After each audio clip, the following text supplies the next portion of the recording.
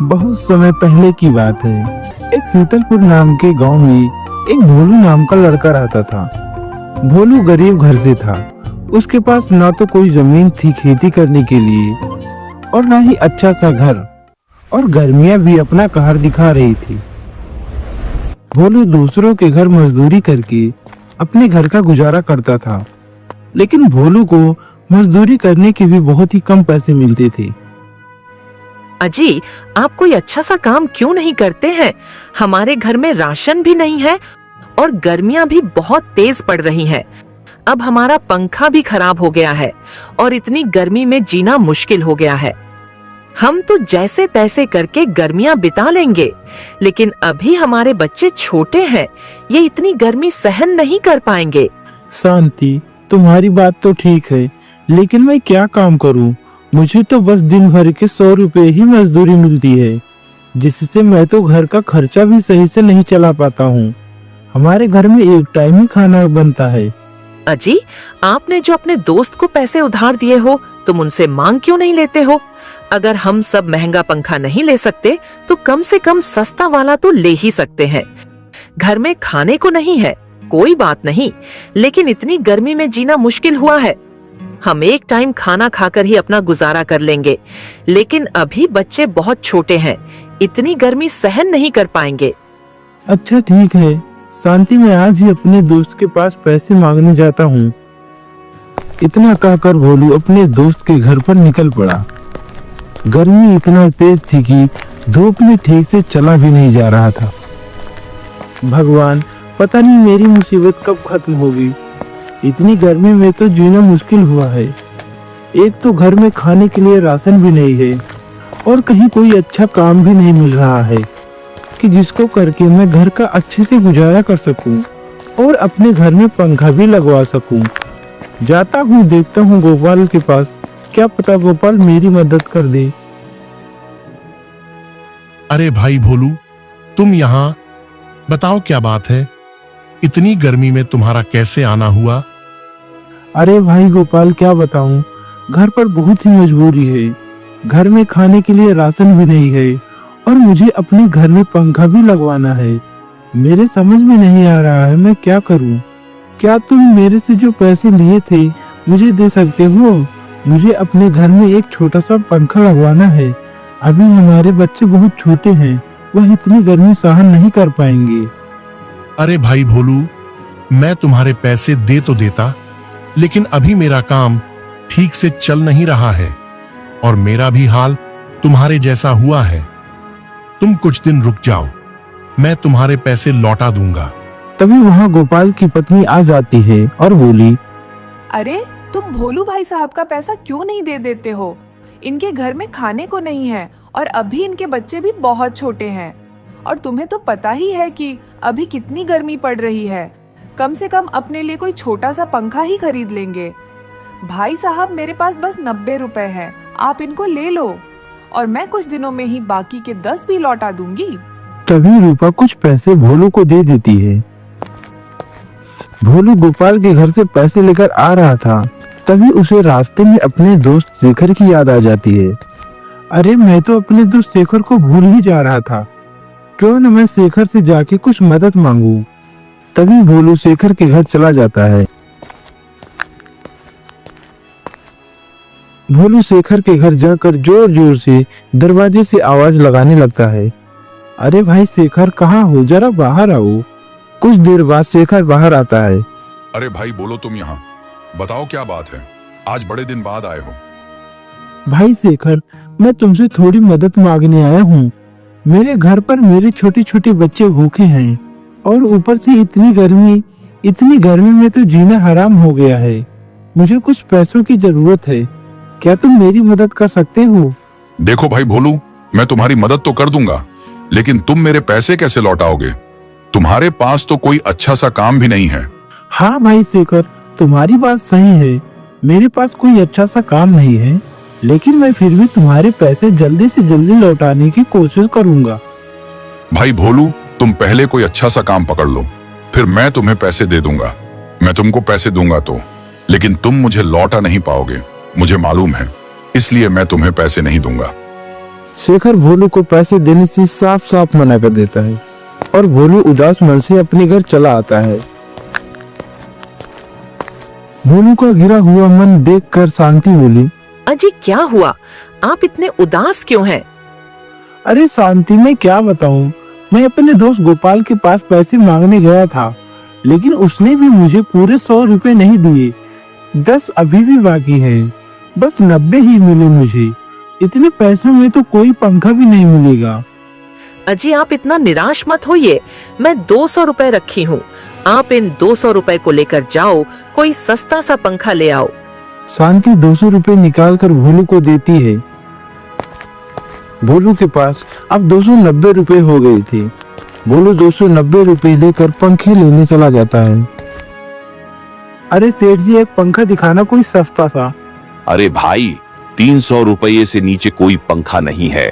मुझे 300 वाला पंखा दे दो, मैं तुम्हें 10 रुपए 2-4 दिन में लौटा दूंगा।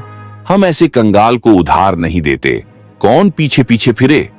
जाओ अपनी राह लो, 1 घंटा खराब करवा दिया, जेब में 290 रुपये ली हो और पंखा लेने चला है 300 रुपये वाला।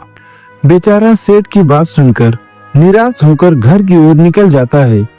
रास्ते में वह सोचते जाता है, कितनी हैरानी की बात है, मैं सारा दिन काम करता हूँ फिर भी घर में कोई आराम का साधन नहीं है। गर्मी में गर्मी से परेशान और सर्दी में सर्दी से परेशान रहते हैं और ना ही कभी पेट भर खाना मिल पाता है। ऐसी जिंदगी जीने से क्या फायदा जब मैं अपने बच्चों को सुख नहीं दे सकता। बेचारी शांति ने घर से निकलते समय कहा था कि पंखा जरूर ले आना। अब मैं क्या जवाब दूंगा उसको।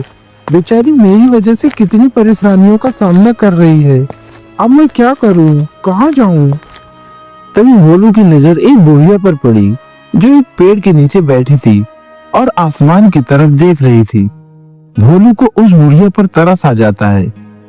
भोलू कुछ दूर जाता है और सोचने लगता है, कितना बुरा हूँ, मैं उस बेचारी बुढ़िया की मदद ना कर सका। बेचारी बुढ़िया पता नहीं कुछ खाई भी है या नहीं।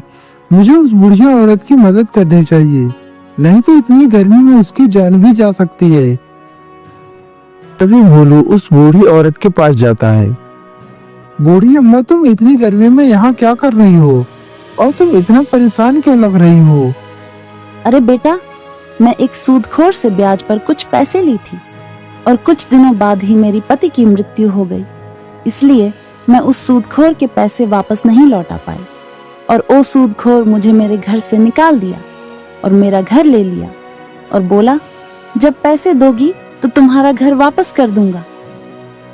बूढ़ी औरत का दुख सुनकर भोलू को उस पर दया आ जाता है।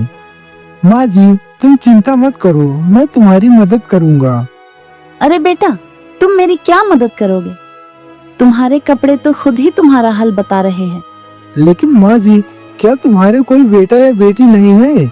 बेटा, मेरे 2 बेटे हैं, उनको मैंने बहुत ही मुश्किल से पढ़ाया और लिखाया और जब उन दोनों की नौकरी लग गई तो उन्होंने मुझे लात मार दी और दोनों अपनी बीवी के साथ शहर में रहने लगे और जो जमीन थी उसे भी वो दोनों बेचकर आधा आधा पैसा ले लिया और मुझे एक भी पैसा नहीं दिया। माँ जी, ये लो 100 रुपए, तुम इसे सूदखोर को दे देना और अपना घर वापस ले लेना। इतनी गर्मी में कम से कम तुम्हारे पास रहने के लिए घर तो हो जाएगा। बेटा, तुम्हारा बहुत बहुत धन्यवाद। भगवान तुम जैसी औलाद सभी को दे। इतने बुरे स्थिति में भी तुम मेरी मदद कर रहे हो। बेटा, मेरी दुआ हमेशा तुम्हारे साथ है। तुम एक दिन बहुत बड़े आदमी बनोगे। उसके बाद भोलू अपने घर के लिए निकल जाता है। भोलू इस बात से दुखी था कि वह अपने बच्चों और पत्नी के लिए पंखा नहीं ले सका, लेकिन उसे इस बात की खुशी भी थी कि आज उसने किसी गरीब की मदद की है। और अब भोलू अपने घर पहुंच जाता है। अजी आप इतना निराश क्यों है और आप पंखा क्यों नहीं लेकर आए? उसके बाद भोलू सारी बात शांति को बताता है। अजी यह तो बहुत अच्छी बात है कि आपने उनकी मदद की, लेकिन आपको यह अभी ध्यान देना चाहिए कि हमारे घर में राशन भी नहीं है और बच्चों के लिए पंखा भी नहीं ले पाए आप। लेकिन कोई बात नहीं है, भगवान सब कुछ देख रहे हैं, वह हमारी कभी न कभी जरूर मदद करेंगे। शांति और भोलू आपस में बात कर ही रहे थे, तभी उसका बेटा राहुल बोला, मम्मी मम्मी, इतनी गर्मी है, मुझे आइसक्रीम खाने का मन कर रहा है। आप जाकर आइसक्रीम ले आओ। मेरे सभी दोस्त मागी मागी आइसक्रीम खाते हैं। राहुल की बात सुनकर शांति और भोलू दोनों निराश हो जाते हैं और तभी वहां मकान मालिक आ जाता है। अरे भोलू, तुम तो बोले थे कि तुम इस महीने मेरा किराया दे दोगे, लेकिन तुम इस महीने भी मेरा किराया नहीं दिए। हाँ मालिक, मैं आपको बोला था कि मैं इस महीने में आपके मकान का किराया दे दूंगा, लेकिन मालिक अभी मेरी बहुत ही बुरी स्थिति है। अभी तो मैं अपने घर में एक छोटा सा पंखा भी नहीं लगवा पा रहा हूँ। मेरे छोटे छोटे बच्चे हैं, वो इतनी गर्मी सहन नहीं कर पा रहे हैं। आप मुझे कुछ दिन का समय दे दो, मैं तुम्हारे सारे पैसे चुका दूंगा। मैं तुम्हारा यही बहुत दिन से सुनते आ रहा हूँ। आज कुछ नहीं, अगर आज तुम मेरे मकान का किराया नहीं चुकाओगे तो मैं आज ही तुम सबको इस घर से बाहर कर दूंगा। मालिक ऐसा मत करो, मेरे छोटे छोटे बच्चे हैं, इतनी गर्मी में मैं अपना परिवार लेकर कहाँ जाऊंगा। आप मुझे कुछ दिन का समय दे दो, मैं तुम्हारे एक एक पैसे चुका दूंगा। मालिक, अभी हमारी बहुत खराब स्थिति है, आप हम दोनों को कुछ दिन का समय दे दो, हम दोनों पैसे इकट्ठा करके आपके मकान का किराया चुका देंगे। शांति और भोलू के इतना गिड़गिड़ाने के बाद भी मकान मालिक नहीं मानता है और उन दोनों को धक्के मार के घर से बाहर निकाल देता है। अब भोलू को समझ में नहीं आ रहा था कि वह अपने परिवार को लेकर कहाँ जाए। अजी, अब हम सब कहाँ जाएंगे? हमारे पास अब तो रहने के लिए घर भी नहीं है और इतनी ज्यादा गर्मी में हम कहाँ रहेंगे? हमारे बच्चे तो गर्मी से मर जाएंगे। हाँ जी, अब तो मेरे भी समझ में नहीं आ रहा है कि हम सब कहाँ जाएंगे। अब तक तो हमारे पास केवल गर्मी की मुसीबत थी, लेकिन अब हमारे पास घर भी नहीं है। हम अपने बच्चों को कहाँ रखेंगे? और तो और गर्मी भी खूब तेज है। अजी, क्यों ना हम अमित भाई साहब के घर चलते हैं? वह तो आपके जिगरी दोस्त हैं, क्या पता वह हमारी कुछ मदद कर दे। शांति, तुम ठीक कहती हो, चलो हम सब चलते हैं अमित के घर। उसके बाद भोलू अपना परिवार लेकर अमित के घर चला जाता है। भोलू अमित का दरवाजा खटखटाता है और कुछ देर बाद अमित घर से बाहर आता है। अरे भाई भोलू, तुम यहाँ, बताओ क्या बात है? इतनी गर्मी में तुम अपना परिवार लेकर कहाँ जा रहे हो? भाई अमित, क्या हम सब आपके घर में एक दिन बिता सकते हैं? हमारा घर मकान मालिक ने छीन लिया। हमने कुछ दिनों से उनके मकान का किराया नहीं दिए हैं। बस आज का दिन तुम अपने घर में रख लो, मैं कल ही कहीं दूसरा मकान ढूंढ लूंगा। अरे भाई भोलू, मैं तुम्हें अपने घर में रख तो लेता, लेकिन तुम्हारी भाभी नाराज हो जाएगी और मैं अपनी पत्नी को नाराज नहीं करना चाहता हूँ, इसीलिए तुम कोई और घर ढूंढ लो। इतना बोलकर अमित घर में चला जाता है और भोलू कुछ कहने ही वाला था, तब तक अमित ने अपने घर का दरवाजा बंद कर लिया। अजी, कौन था बाहर? अरे वही मेरा दोस्त भिखारी भोलू आया था, बोल रहा था मुझे अपने घर में 2 दिन रहने दो। अजी, भोलू साहब तो आपके जिगरी मित्र हैं, फिर आपने उनकी मदद क्यों नहीं की? वह तो हर बार आपकी मदद करते थे। अजी, कैसा मित्र? कहाँ का मित्र? वह मेरा कोई मित्र नहीं है। मैं तभी तक दोस्ती रखता हूँ जब तक मुझे सामने वाले से फायदा हो, और अब उसके पास न तो घर है और न ही काम, तो ओम मेरा दोस्त कैसा? अजी, भगवान से थोड़ा तो डरिए। आखिरकार उन्होंने भी तो तुम्हारे बुरे वक्त में तुम्हारी मदद की थी। देखो, तुम मेरा दिमाग मत खराब करो।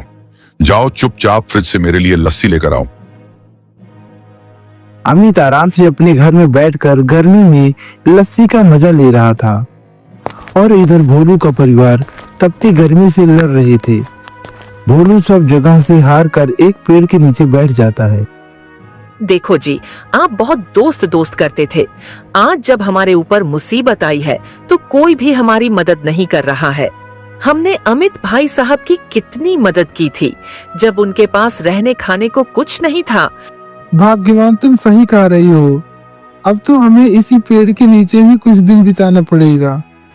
पिताजी, मुझे बहुत तेज की गर्मी लग रही है। उसके बाद भोलू और भोलू का परिवार उसी पेड़ के नीचे रात बिताते हैं। दूसरे दिन भोलू अपने सेठ के यहाँ काम पर जाने की सोचता है। शांति, मैं सेठ के यहाँ जाता हूँ काम करने के लिए।